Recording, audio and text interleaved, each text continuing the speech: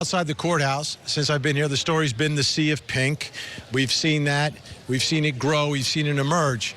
But I was able to find two folks who are showing their support for the victim in the case, Officer John O'Keefe. I want to speak with one of them right now.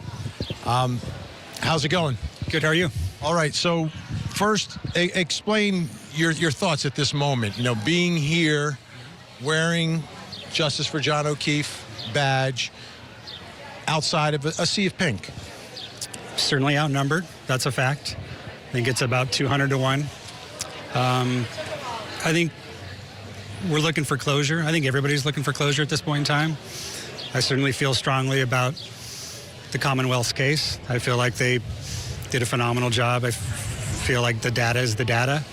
I feel like this is a very simple DUI homicide case.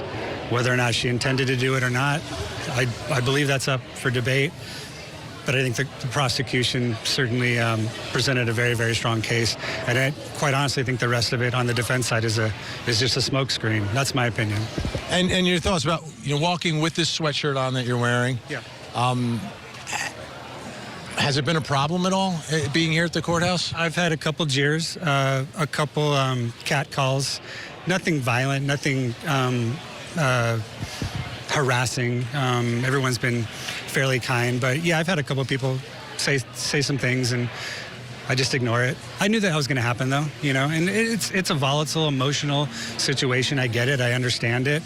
They're supporting Karen, and they feel that she was, you know, unjustly accused of this crime. So I understood that coming here and, you know, kind of being an outsider and a one-off, that I was going to subject myself to some of that. But for the most part, Vinny, it's been fine. People have been great.